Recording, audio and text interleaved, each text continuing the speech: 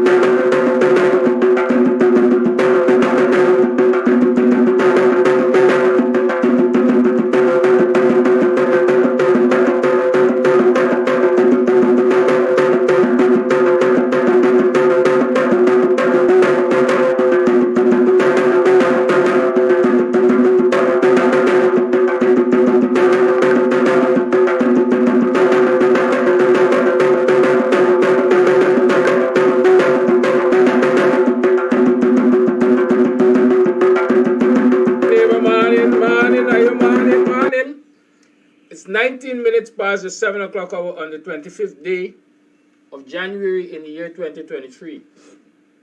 Welcome to another program of Welcome to another program of the Guyanese Morning Time, hosted by the BUXTONIAN kid at Amsterdam.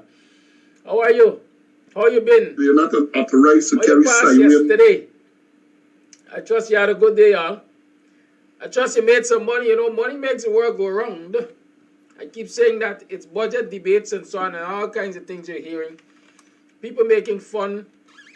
You know, they say live in glass house, you mustn't pelt stone and so. But I got those who live in the glass house and they're pelting stones. They're tantalizing those of us who, you know, who are at the lower echelons, the lower rungs of the ladder. You got government ministers and so on tantalizing people who owe courts. Right? Some of them can go to courts. They don't have to go to court. Some of them can go to any furniture store. A lot of them might be importing the stuff from Macy's and all kinds of things.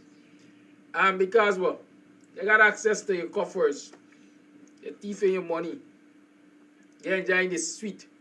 And so they throw remarks at people who owe courts. People got to buy on your purchase and so on. Watch them and continue making money. Make your money and use it wisely. Keep an eye out for them thieving politicians in the government. And anyway, you find thieving politicians anyhow, keep an eye out for them. It's Wednesday. We're going to have Dr. Hines in the house. And we're going to talk about some things. Right? Lots of things happening in this society.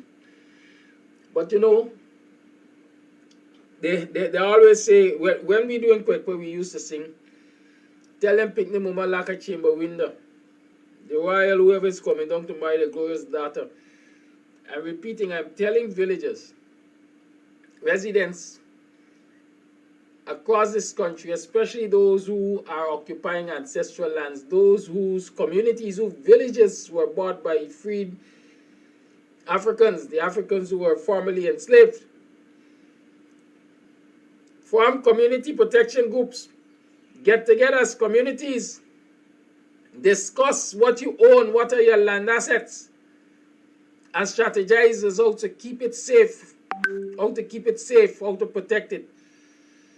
I mentioned last week that most Indian communities, as far as I'm aware, did not, at least on the Region 4, at least on the East Coast and so on, do not have backlands. They do not have backlands. The backlands, on the East Coast especially, are mostly connected to Afro-Guyanese villages. And with this thing about neighborhood and neighborhood democratic councils, communities which, Indo-Guyanese communities which find themselves in the neighborhood with Afro-Guyanese villages where backlands are available, the residents of those Indo-Guyanese communities automatically get a right to apply for land leases in those African Guyanese communities' backlands. Yes, they apply to the NDC, and the NDC can issue out leases to them for certain sections of the backlands.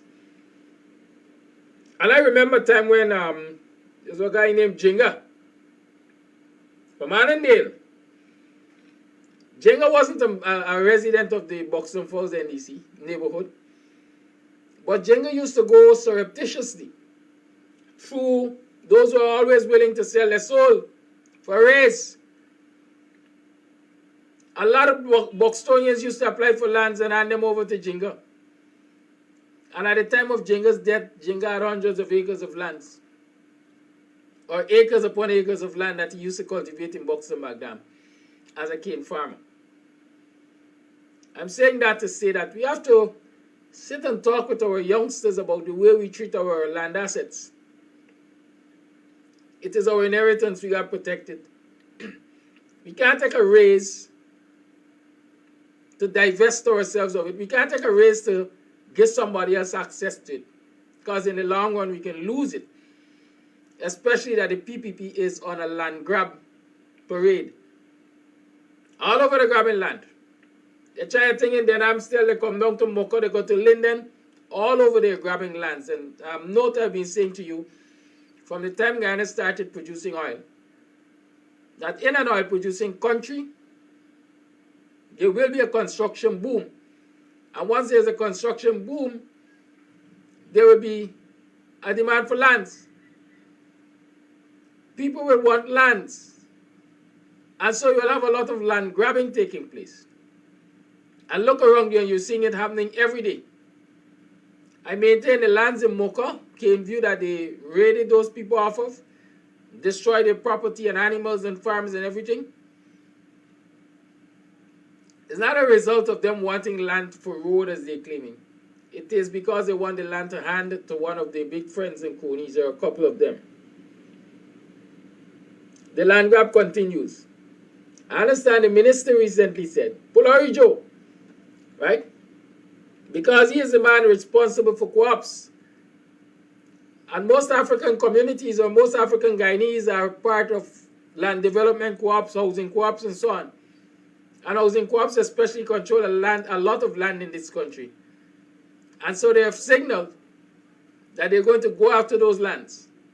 They're going to go after those lands. As they say, lands that are not being beneficially used by these co-ops and so on. The land is the property of the co-op must take control of it, and the people must take control of it. Dr. Hines is in the program. Dr. Hines, good morning. Good morning. How you doing, buddy? All right. All right, welcome to the program. Thank you. I don't know if you've been following the budget debates and if you have anything you want to talk about the budget debates before we go into other discussions. No, I've not been following the debates. I heard Amanza Walton on the first day of the debate. I think that was Monday. And I think I listened to the fellow Cox from Northwest. I think he's an AFC MP. But other than that, I have not been following the debate.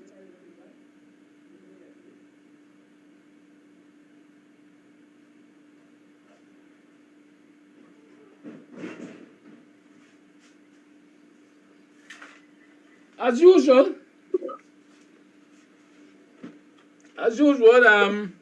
the big wigs are taking people's concerns lightly in the budget debates, taunting people about war courts and so on. But matters of more importance to us right now, as far as I'm concerned, would be the continued effort. We're not a month, a year away from what transpired at Mocha, with the government bulldozing people's homes to get them off of lands that they occupied for in excess of 30 years. And we know that across the country, a lot of lands are in the possession of co-ops especially. Last year, perhaps the whole year, I was talking about some lands of the East Coast that operatives of the government and more Haslington or whatever NDC up there, some operatives also are trying to collude to get out of the hands of a co-op to hand over to a good friend of the government that has a housing scheme in that area in the vicinity of Lowlands and Moorside. And the co-op had an uphill task to protect that land. I've been in discussion with the Vijalstra co-op at Melanie, and they got some land issues with this government also. And recently, the Departments of Co-op, the Chief Co-op Officer, I understand, basically instructed or stood in support of some youngsters breaking into the Vijalstra's office and taking control, right? While the Vijalstra Co-op has its own management team and so on, it would appear as though the government supported an alternative team taking control of the Vijalstra Co-op by damaging property and all of that. Recent utterances coming from the government is that all these lands that are sitting around the place controlled by co-ops And my word, they're not doing anything with them. We're going to be going after those lands. You're older than I am. You have more history in your head about co-ops and so on and so forth. So I want you to, excuse me, I ain't too good, yeah? Oh my goodness, this is getting terrible. Yes, I would like you to perhaps walk us through a little in terms of land ownership, and especially African Guyanese land ownership through co-op. And this continued effort by the government to go after lands in areas that are contiguous to African Guyanese villages. Well, I am more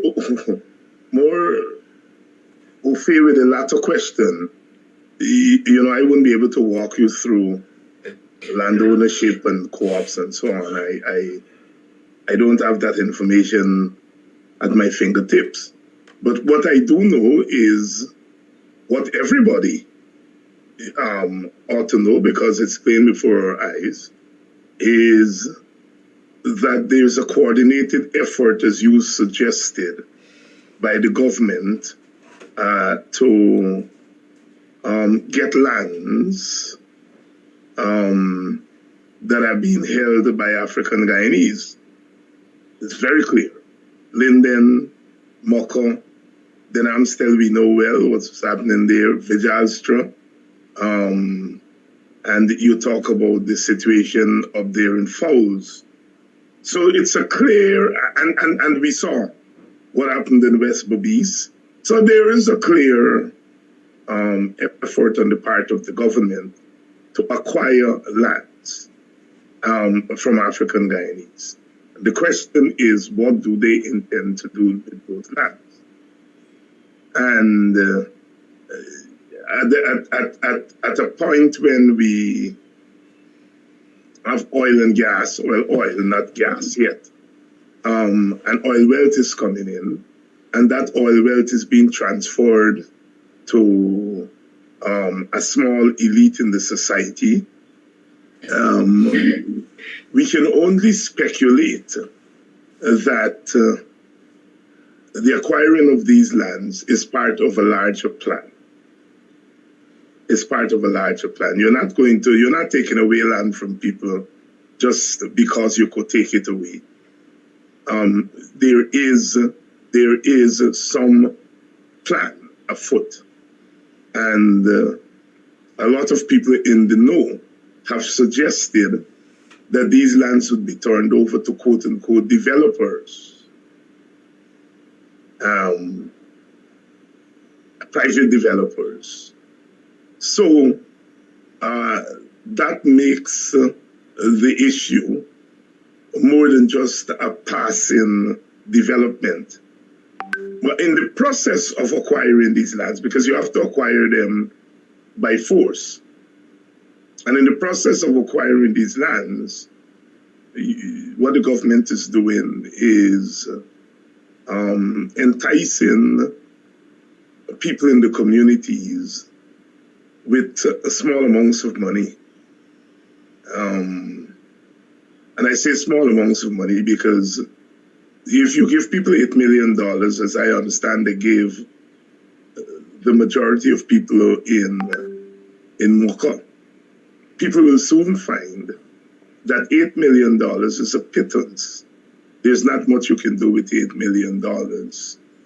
You certainly can't build a proper home these days with $8 million. So they're enticing people who are poor with money.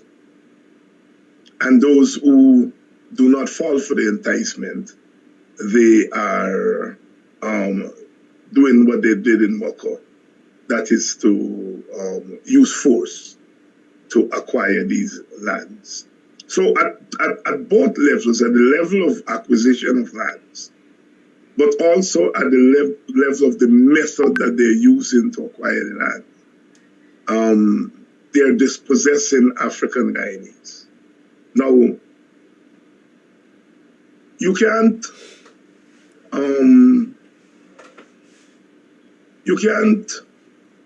be taking away land from people in 2022, 2023, and be talking about equal development. It's not equal development. Land now becomes capital.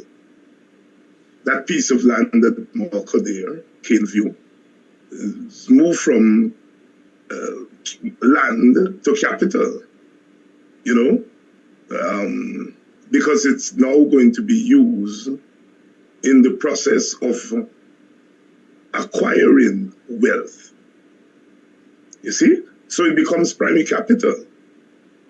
And this is what we have to understand. We have to understand that we are at a phase in our country's history in which the whole business of acquisition of wealth becomes important. And I think that's what, as African Guyanese, we have to begin to think of.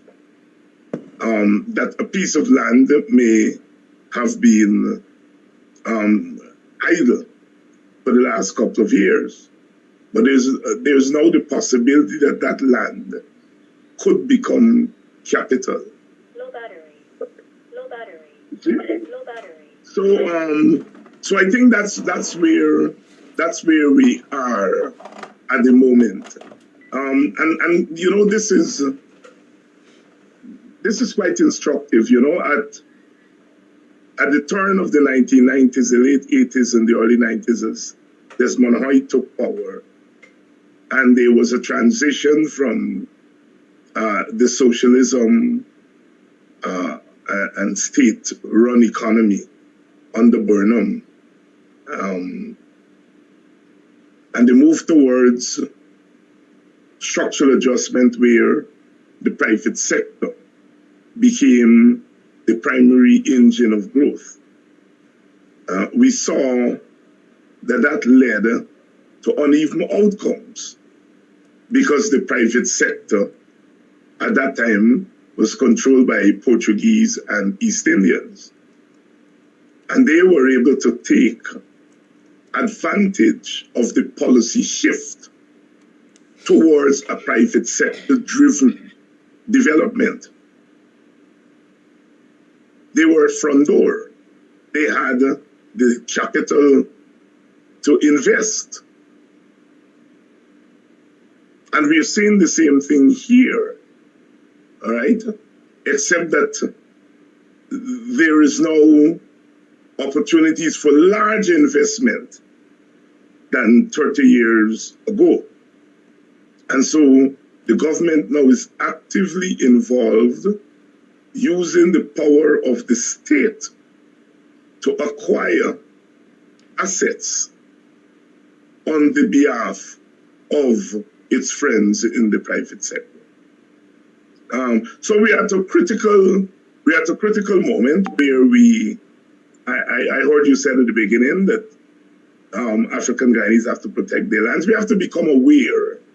I agree they have to protect their lands, but we have to become aware of the drift in the political economy and where it's going. It's not just the oil money, but the oil money is going to be used to expand the commercial sector. There's going to be a lot more buying and selling because our commercial sector is into a lot of buying and selling. There's going to be an expansion in agriculture. And we know agriculture itself is ethnically based. And so there would be a demand for agricultural lands. And so all those lands that we have about the villages that we are not using for obvious reasons will become targets of those who are looking for lands to expand agriculture.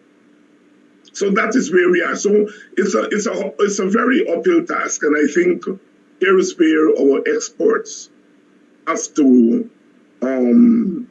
become very active and to advise our people of the assets that they have at their disposal, and all those assets will now be primary capital. You know, I don't like to holler at people and tell them do this, because a lot of time people, a person is a doctor, and they're in the business of saving lives and taking care of the health of the society. And you holler at them and tell them about land. That's not their primary concern,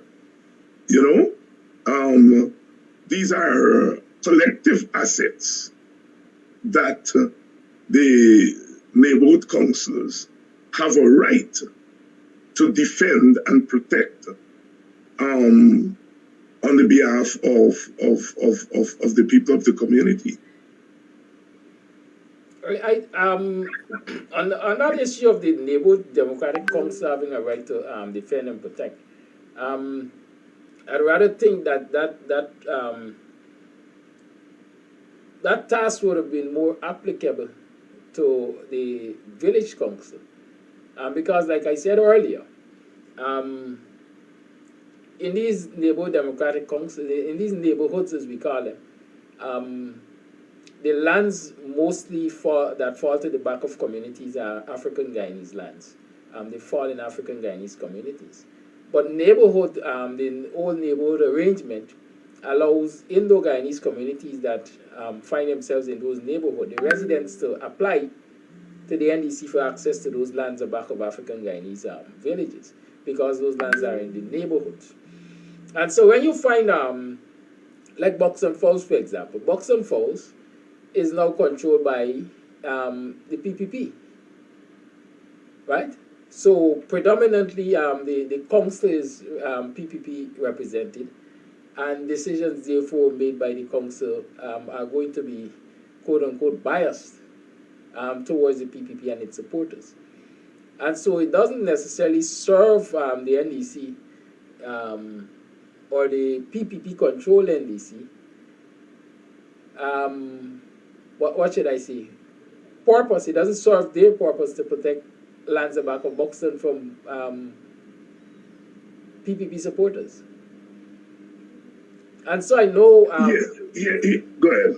Sorry. I know previously we were talking about what they call a hybrid system for local government, in terms of there being a village council and a neighborhood democratic council still. Is that partly the answer? Well, that is partly the answer, but the present answer is that the caucus, those councillors who are representing Buxton, nothing stops them from forming a Buxton caucus within the council to defend Buxton ancestral lands. They're not a majority, but you have a caucus. I mean, if we look at the U.S. model, within the U.S. Congress, you have the Black Caucus, the Hispanic Caucus, the Progressive Caucus. We have to, our representatives have to become activists. They have to become activists. The Buxtonians, or the councillors from Buxton who are in the neighborhood council, should form a Buxton caucus. And then use that caucus to fight for the interests of Buxton within the larger NDC. In a sense, it becomes a kind of informal Buxton Village Council within the NDC.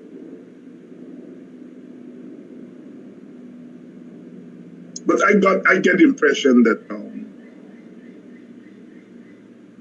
people are not activists. The people who are, first of all, the people who occupy those positions are representing the party in the caucus. They run as APNU candidates, and so they represent APNU rather than representing Buxton. This is the problem we have with representation, and that is why I do not favor parties fully controlling local governments. I think we should have a hybrid system. You use the term hybrid. I think, a section or a part of or a number, let's say in a place like Buxton Falls, let's say there are 25 representatives in that neighborhood. I would fairly say half of the seats, half of those seats, let's say 12, should be set aside for party representation, and the other 13 should be for people who represent their communities, who represent the wards in the communities, rather than the party. So you gotta have a kind of a hybrid system. You know, rather than you have 25 seats, and all 25 seats are filled by party reps, who then take their cue, not from the community, they take the cue from the party. I really don't think party should be part of local government. Certainly not all the seats in local government should be party driven. These are changes in our electoral system that we have to actively look at.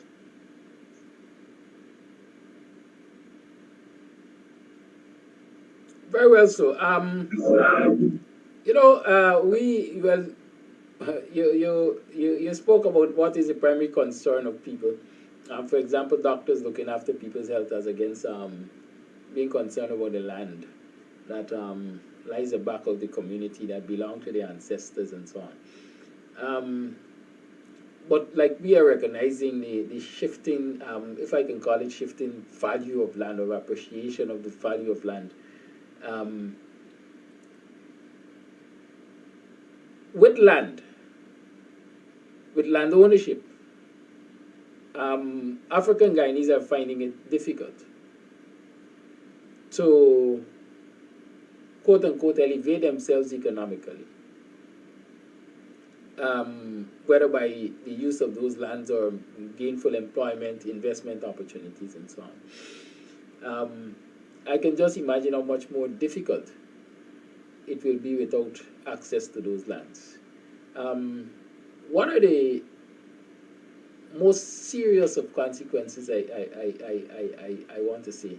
And what are the most serious of consequences African Guyanese can expect when these lands are taken out of their control and they're basically a landless people?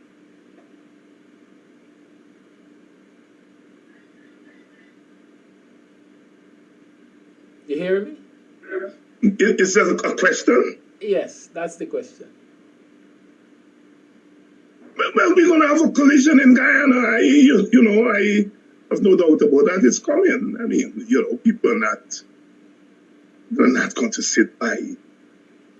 At some point, those communities are going to wake up. That is what.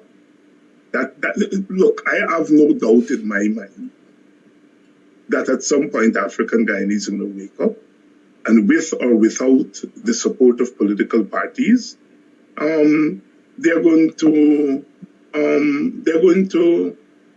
defend their interests. That's inevitable. It's not a case of if, it's a case of when. The human spirit doesn't operate unless you are saying people willingly want to become enslaved again. And I think even the most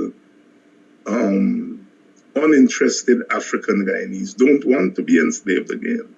At some point, there's going to be a collision in the country. We saw it in Zimbabwe when, the question of lands were raised and Mugabe there, tried to rally the African people to protect their lands from the white, the white landowners. There is going to be a collision, Brother Kidaki. I mean, we can theorize about all kinds of things. The rate at which this government is going, without regard to ethnic sensitivities, is dangerous. It's dangerous. But many will say when Mugabe addressed the land issue and reclamation of land and so on, Mugabe was in power. African Guyanese are not in power at this point. Yeah, no, I am not giving the example about who is in power and who's out of power. I'm saying where the question of land is concerned. We saw in Zimbabwe the grab for land on the part of the white farmers. And the black farmers, the blacks, with the support of the government at the time, struck back. And I'm saying whether people have the support of a government or a political party, and they're going to strike back at some time. They're not going to allow the government to. I mean, I think the PPP is quite aware that that time will come, and that is why it's moving very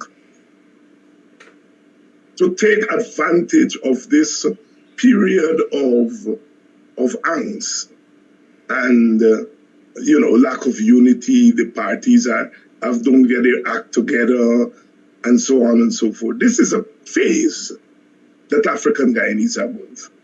And I think the PPP recognized that this phase is not going to last forever. And it's taking advantage of it. It knows. I think the only people who don't know, who apparently don't know, that at some point, with or without us as leaders, people are going to take their destiny into their own. The only people who don't know it seem to be us. Because we, I think there's a difference between trying to inspire people to be more active in their own interests and, telling people you all are fools because you all are not rising up. There's a thin line between the two, but I think sometimes we err more on the latter. That we are telling people, you need to do this, you need to rise up, you need to put boots on the ground, you need to this, as if these people are dumb. Rather than trying to coax people, sometimes we're coaxing work, sometimes to inspire people, sometimes to give people the confidence. That is what we ought to be doing. Every community, every ethnic group goes through the phase that African Guyanese are going through in Guyana right now. And this is not the first time we have gone through that phase. I know it's overwhelming to watch a government practically do as it like. And you have to be careful that you don't then believe your people don't have the natural capacity like others to defend their interests. A lot of times when I hear us urging people, you got to do something, and we are erring on the side of talking down to people and suggesting to them what the slave masters have suggested, that our people cannot exist in a state of freedom. And so, only our people can only act in slavery. We have to be very careful that we don't we don't become too overzealous in terms of trying to shape a response to the authoritarianism and the bullyism and the ethnic and racial agenda of the government. We have to be very careful that in our attempt to really stop this government, we don't get our people to the point that they feel they're stupid. The government thinks they're stupid. And if we get into the business of making them feel they're stupid too, we are defeating our own purpose. So, you see, what happened in 2020 was big. And as political parties, we only told our people part of the story. We tell them that these people thieved this election. We won the election. And so people rallied around that idea. We weren't more forceful in trying to tell our people, look, that election was not an end in itself. It was a means to a larger end. It was a that election represented a big shift, a realignment of Guyanese politics and economics. We didn't tell our people that this thing had a global dimension. It had a racial dimension. We only talk about the party dimension, the election. We won the election and they lose and they're the installed government. We didn't do a good job of giving our people the big picture. So now we are confronted with the big picture of an authoritarian government with an ethnic agenda, with an economic agenda that includes land grabbing, and that there's the global a dimension of this. Our people are now overwhelmed because we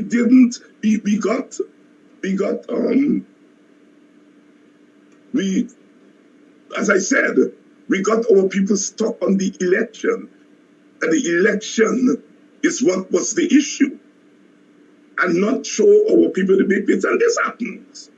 This happens sometimes. And what has happened is now we are faced with this colossal government that is prepared to use every inch of power at its disposal.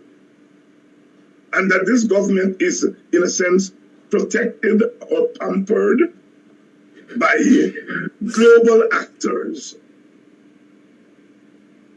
And that this government is prepared to confront African Guyanese on the racial level. We find ourselves scrambling because we are not up against something small. This is what I'm calling a political and economic realignment.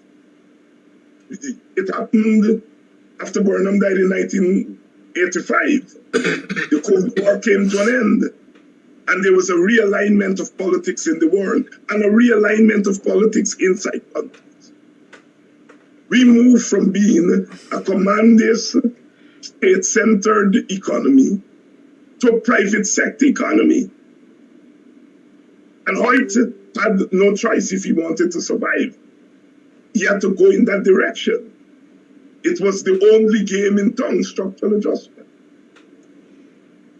All right? And so the issue that faced our people there was not just that the PNC lost in 1990.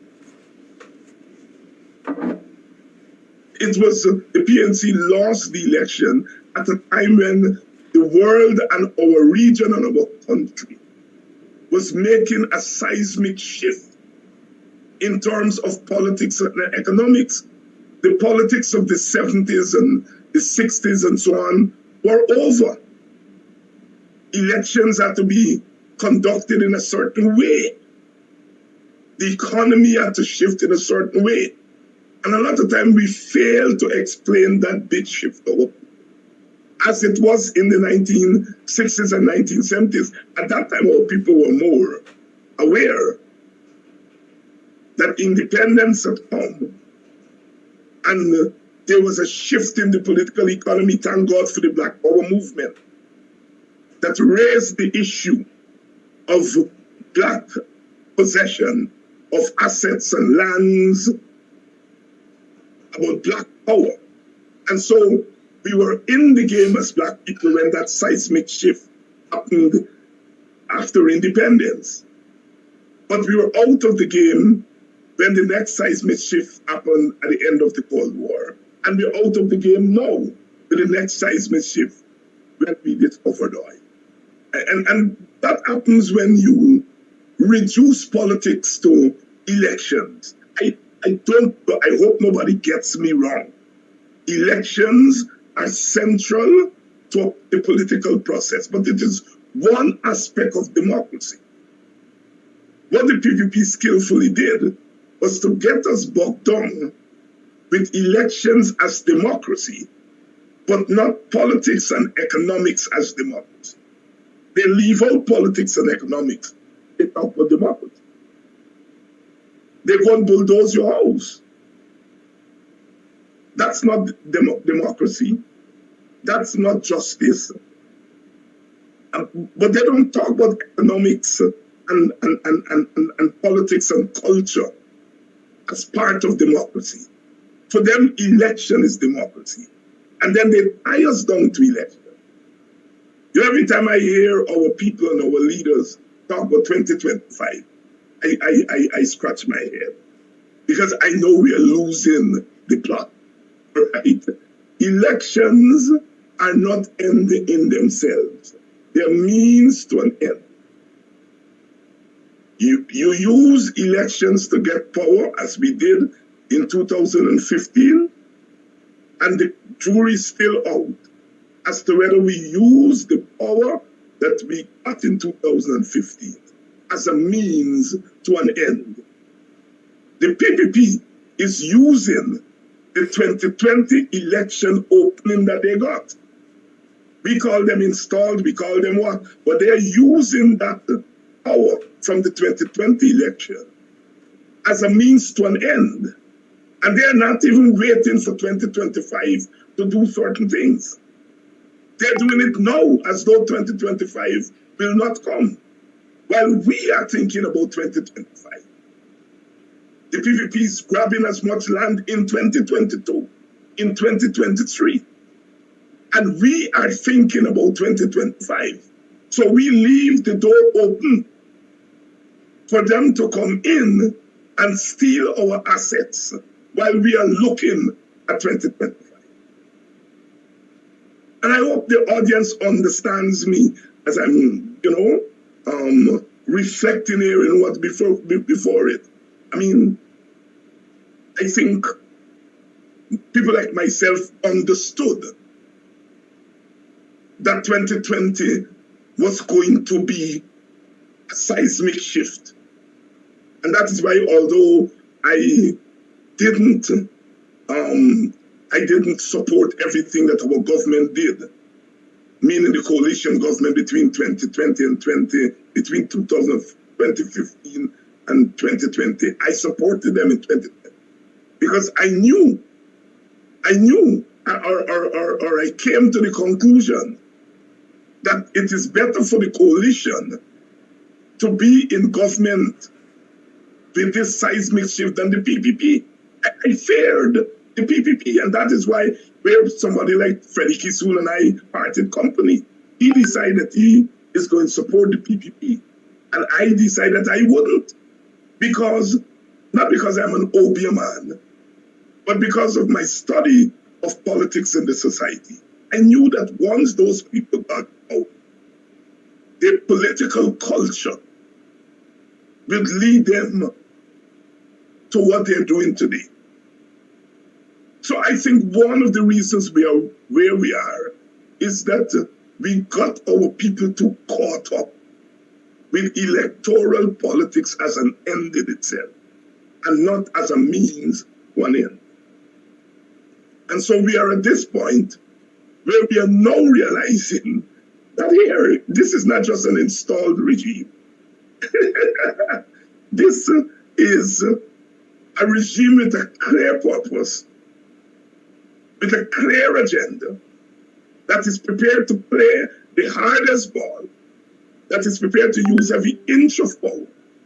And they're doing it today. They're not planning tomorrow. Every budget, you notice, is bigger by the time you get to 2025. You're talking about $1 trillion budget.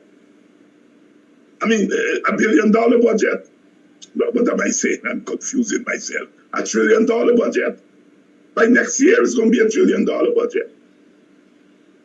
And the budget then becomes a means to transfer resources to supporters of the party who happen to be mostly of one ethnic group. So our narrative as opposition leaders, our narrative has to change. We have to let our people know that this is big stuff.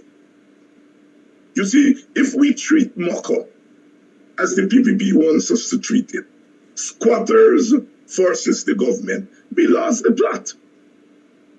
It is not an issue of squatters versus the government. It's an issue of assets belonging to one ethnic group being taken away by a government in the name of another ethnic group. The minute we reduce it to squatters, we lost it.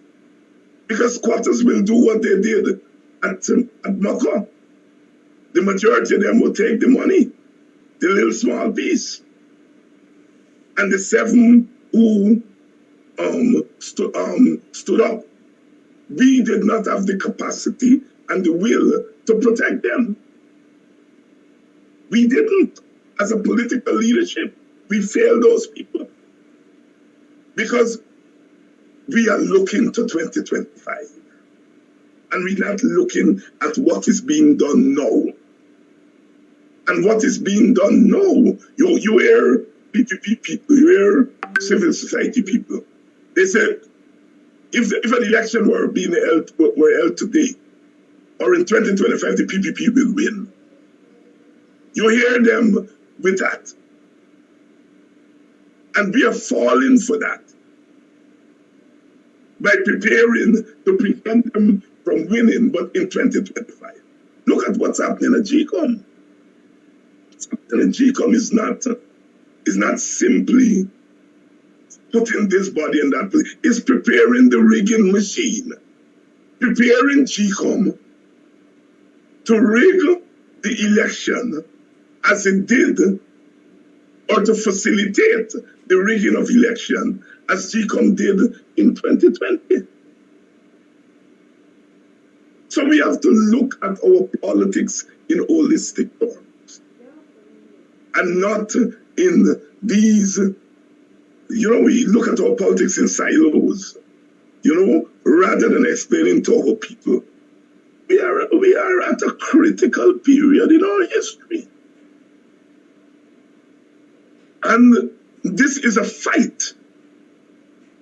And that if we lose this fight, we lose a lot. We may win government in 2025, but by that time, people will be dispossessed. The other side would be so empowered that our government will have a hard time governing. Because the other side would have so much economic power, it would prevent us from governing. And our people would have so little that they will then force us to use government to spare resources to them. Someone reminded me in that Guyana had written an article called Burnham and Jaganism around 1972-73. And I went back and I read that thing. And what Guyana was pointing out at that time was the way in which the PPP's agenda of domination and using the ethnic majority to win election in order to dominate, that then forced African Guyanese to rally around the PNC as a counter-domination.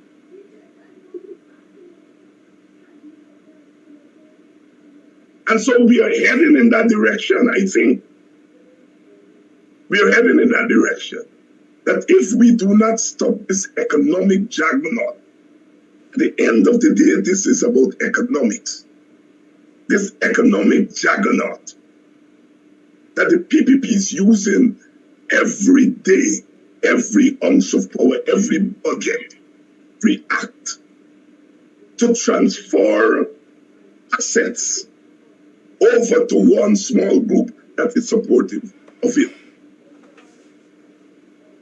So that if the PPP is kicked out of power, or lost power, or become uninstalled, their supporters are in such a strong economic power that they will dictate the terms of any government that we vote in. I am not saying that we should not vote in a government, try to move them electorally. I'm not saying that. But I'm saying do not throw everything into 2025 and leave yourself open as we have done from 2020, 2021, 2022, and that we seem to be going to be doing in 2023 and 2024. I hear talk that the PPP will call a snap election. The PPP would be foolish if they call a snap election. The PPP has 2 more years to plunder this economy, to transfer as much as they can transfer. You think they're going to call any snap election? They're going to carry it down to the wire, but they get us thinking about snap election. When we should be thinking about stopping the economic plunder.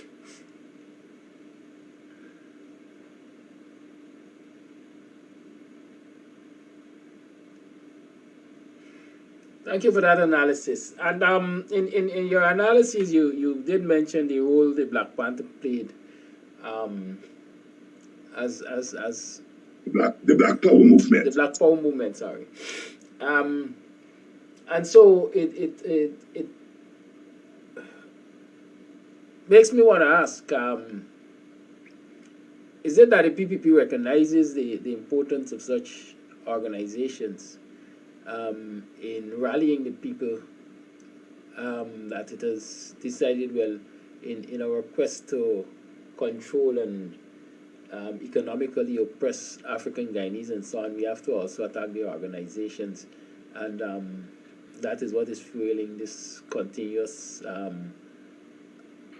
animosity against Apartheid?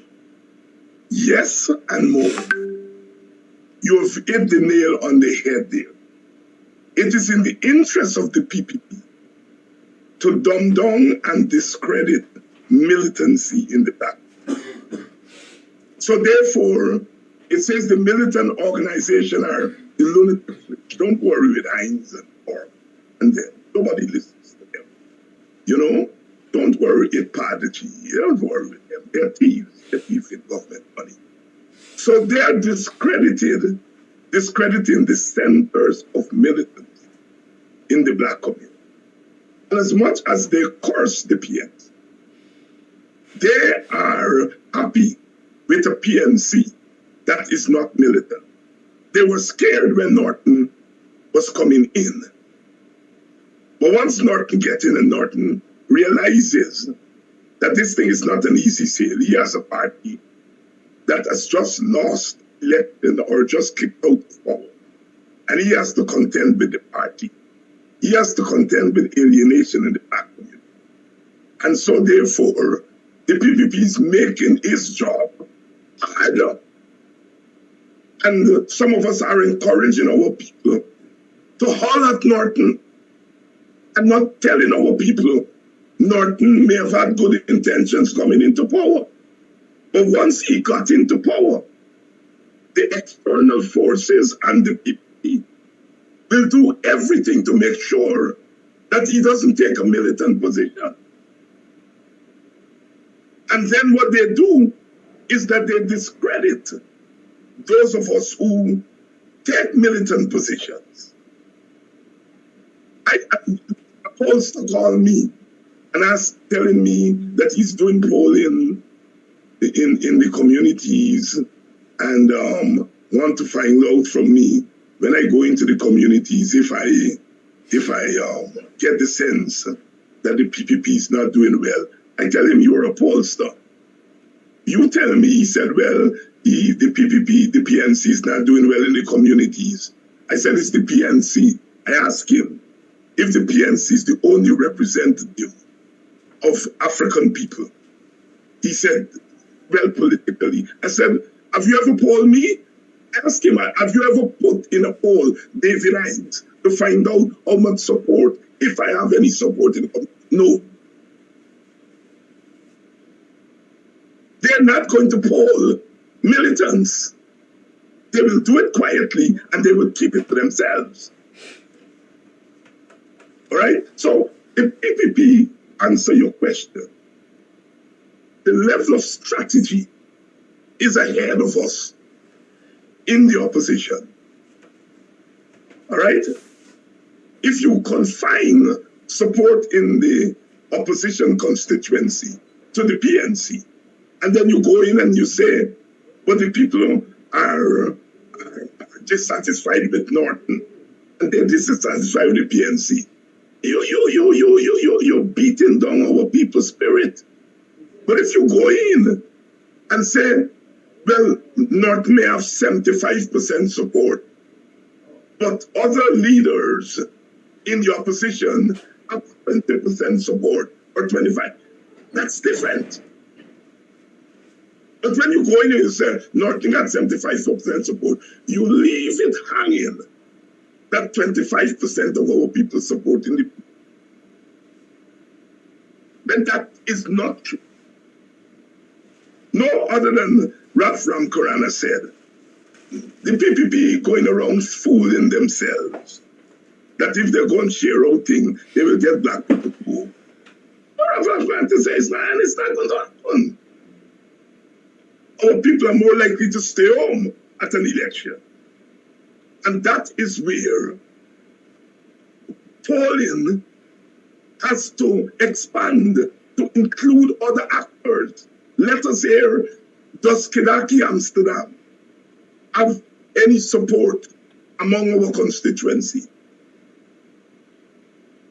And if he does, then that will say to us, where a Kidaki Amsterdam, what section of our community he should organize in, and he and his party, and set up the work. In mobilizing our people, what our people need is mobilization. I keep saying, don't all on them. Don't make them look as though they're stupid. It's about finding that sweet connection with your people.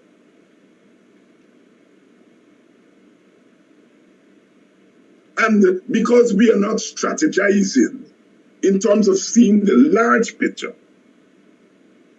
you know, you take blows today so that tomorrow you don't have to take blows. Mighty Sparrow say, you know, every time I try to escape, the dog and the whip is there to answer me. But to stay a plan and a planning still to make a brilliant escape. I don't think we are planning for that brilliant escape. The PPP is not operating just on the level of electoral politics. We managed to get the local government postponed. Did you see the PPP resist? They knew that they couldn't hold a local government election. But they wanted a local government election as a test for the national election, to test where the electorate is, to see whether black people are interested in it or not. And if black people didn't turn out for that local government election, as I suspect they wouldn't have, the PPP will then conclude that we can continue doing what we're doing to alienate them. The plan of the PPP is to alienate African Guyanese, alienate them from the political process, alienate them from the economic system, alienate them from their own leaders, alienate them from the old party, or from their own party. The PPP is not interested in getting black people en masse to go vote for them. They figure if they can get 20 votes in each black community, you know, that will amount to a quarter of a seat or a half of a seat. And it could help. So, insofar as they're looking for votes, is to top up. What they're more interested in is to alienate and beat our people so much down that come election, our people will be so battered that they won't go to the polls. That's the political plan. And that is why you have to stop them from beating your people now, so that your people would not be in bad health if and when the election comes. Strategy, my brother. Strategy. Strategy. The Indianists on the other side, they're popping mad at me.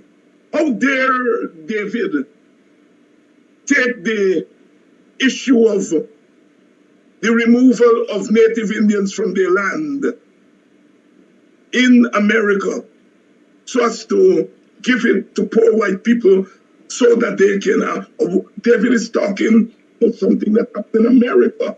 Why is he bringing it to Guyana? Why are they talking about apartheid? Why are they bringing so? They are deathly afraid of us showing you all the large picture. What we are seeing in Guyana is African removal with our own trail of tears. As it's a removal from our lands. Then those lands will move from idle assets to capital. They're removing us. Those lands, that land at Mock, as I said, is potential capital that would lead to accumulation of wealth. And they're removing us from those lands. And we have to let people see the big picture. It's not that the PPP wake up in the morning and say we are going into Moka to, harass those black people. They have a larger plan that says that even if we have to go in there and demolish their housing, we will do it. We will take the criticism. But at the end of the day, we acquire potential capital for our friends and our people. That's the mindset. That's the mindset. But we then reduce the conversation to squatting and ancestral land. Nothing is wrong. Yes, people quote unquote squatting. Yes, it's ancestral land, but it's the bigger picture. The bigger picture is wealth. It's wealth that is being removed.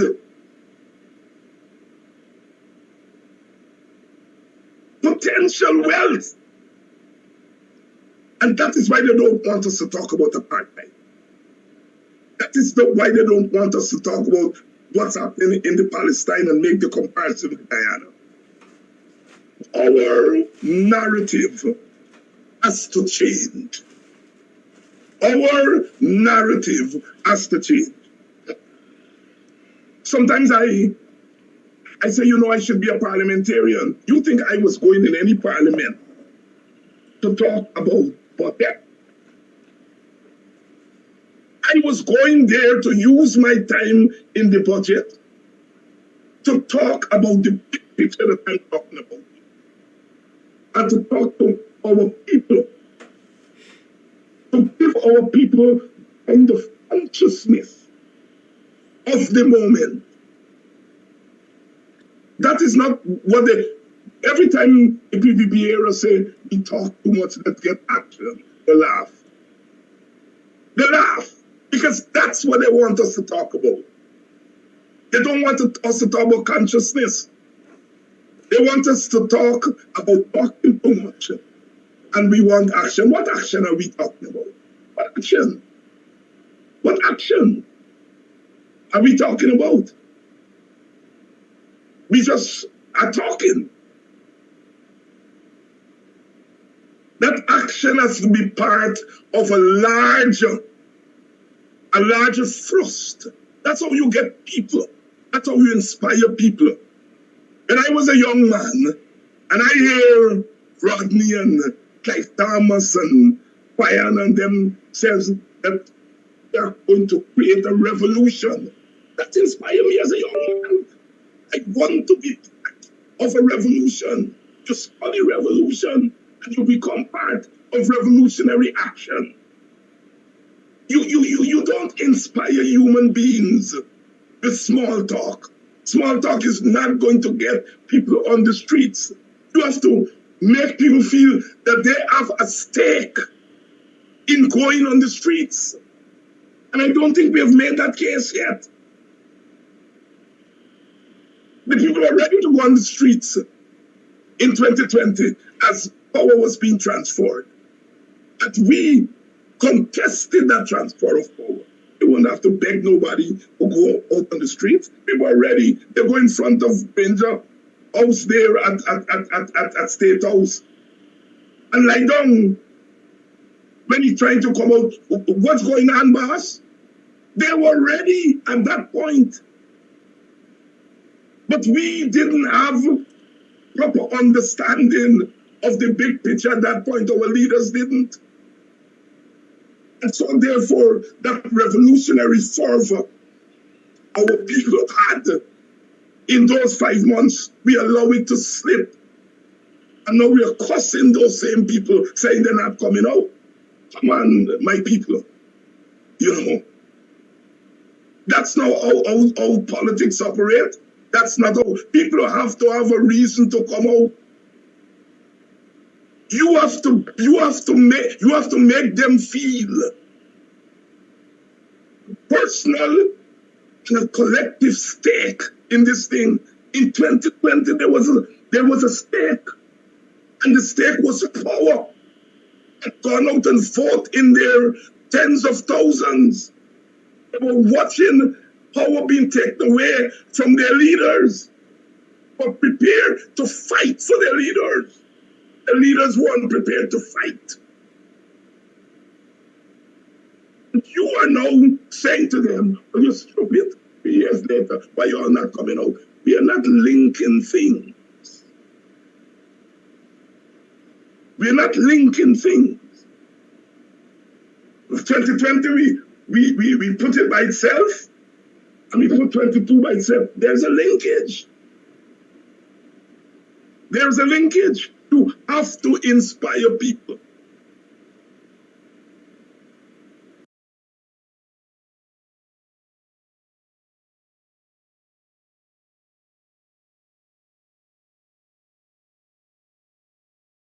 There's a linkage. Good morning. You have to inspire people. Good morning. Good morning, good morning, good morning. Welcome to another program of Guyanese Morning Time. It is now 7:30 hours on the 26th of January in the year 2023. Those of you who have been paying attention will know that today is the day I go to court. Today I return to court, so I'm not likely to be here long. You see, I'll dress up in my blue shirt. Yes. Today is my court date, and so I'm preparing to leave to go to court, as I usually see. I give myself enough time to commute, because the crazy rush and so on the road. But I'm sure that the replay of yesterday's program, albeit a partial replay, has given you enough food for thought. And, you know, has reinvigorated you and make you want to continue in the struggle. I didn't tell you yesterday that I was going to court this morning, because truth be told, I totally forgot, you know. I remembered yesterday afternoon into the evening.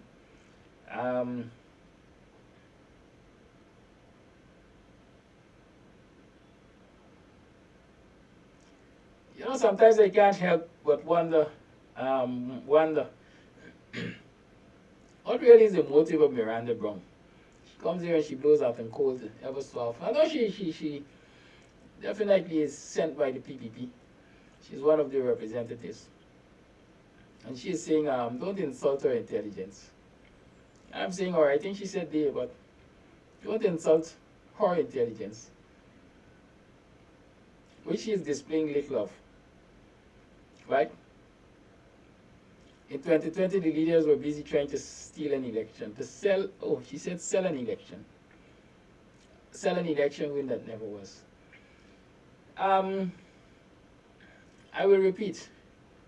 I spent what, 30 or 40 something days in those recount centers, and I know what I saw. I know what I saw. And I am convinced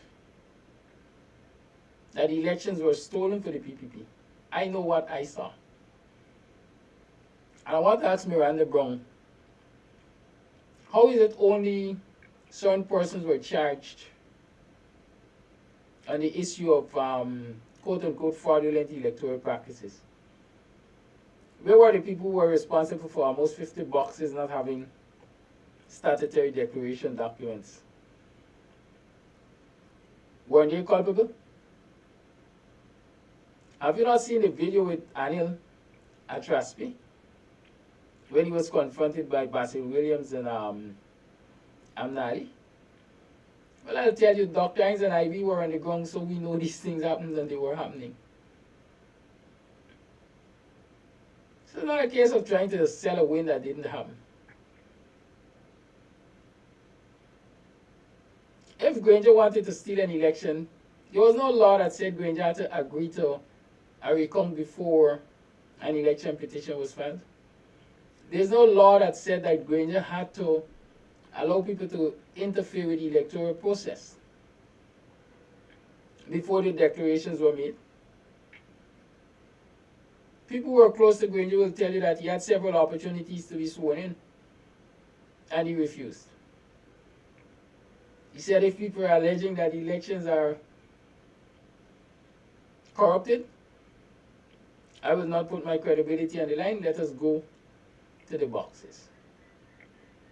That's against the law. So I don't know where people like Miranda get their logic from, how they reason. If I'm in government and I want to steal an election, then I will simply steal the election. I'm not going to make it possible for people to stop me from stealing that election by ordering a recount.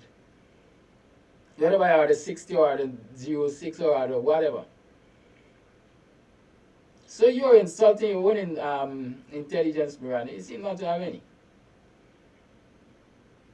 And all those of you who come here, you know, on an almost daily basis and talk crap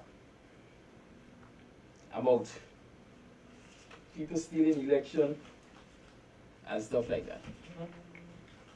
Right? It doesn't happen like that. I usually argue it takes a fool to be in power and lose it, and sometimes I say Granger was foolish in his self-righteous ways. Because the elections results were in favor of Granger to start with. And then when we went to the boxes because of this agreement for this recount and so on, we saw things that Guyanese never knew took place. And why do you think that PPP doesn't want the petition to be heard? Huh? I just saw a video that somebody sent me where an American was referring to the fact that the Granger government was overthrown.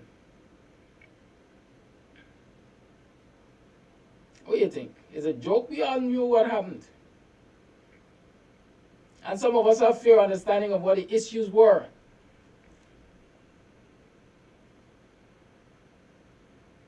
That caused the U.S. to Donald Trump to be Donald Trump in particular, the U.S. government represented by Trump and Pompeo and the likes. Why they wanted to see the back of the Granger government? Because the Granger government would not have allowed the U.S. and EXXON to have their ways as the PPP is allowing them to have. For example, under the Granger government, the EPA was functioning. EXXON had to toe the line. Can you imagine now? EXXON is moving from phase 1 to phase 100 without EPA approval, and recently somebody took them to court and the judge, what's his name, I think Narendra Singh or someone of them, ruled in favor of the complainant, and EXXON now is trying to get a stay on that ruling. Can you imagine people even having to take Granger, take the EPA, take EXXON to court under the Granger administration? No, Dr. Williams was, Adams was functioning. Bino was functioning. political interference might have existed, because it always does, but at a minimum. The US didn't want that. The US wanted to have their own way for EXXON and themselves. And those are reasons. Right now the US runs Guyana. The ABCE countries run Guyana.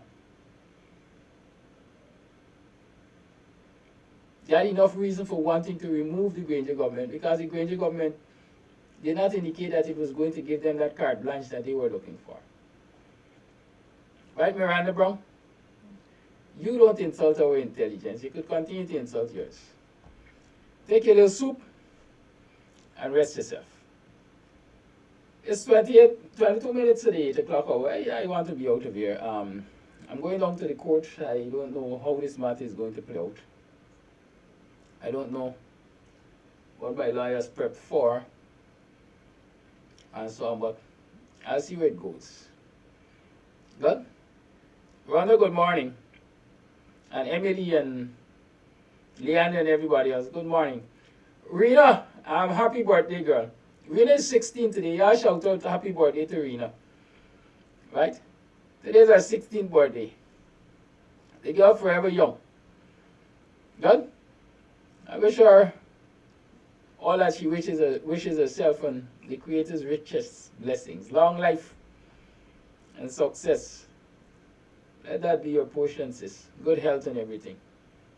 Good? In the meantime, stay safe. I don't know. If when I return I have the energy, I might give you a short live to tell you what's happening, or simply make a post to tell you how it went. Right? In the meantime, I'll have a good day. Hold the faith. Continue to share this program with Dr. Hines. I think it's a treasure trove. I think it has a whole lot of important information. Right? And it explains a lot of things. It explains a lot of things. Well, the likes of Eglon Gomes and so on. Maybe tomorrow I'll have a chat with Eglon on this program. So Eglon Gomes, tune in tomorrow, or maybe I can give you an invite to come on live with me. Why not? Why not? Come on live, man, and answer some questions to the people, because I want to know what's this fight with you and the PNC and why you bad mouthing and they say bad minding or Bernard. Hit me up. You know the cell phone number, the WhatsApp number 6225933. Hit me up, Eglon, and maybe we can set up something for tomorrow. Have a good day. Behave yourself. California, good looking self. Bye-bye. See y'all. Join Dr. Hines late in the evening for Politics 101. Goodbye. I'm going to be on the road sometime after now, heading to court. I'm waiting for the security team to come and take me. Bye-bye.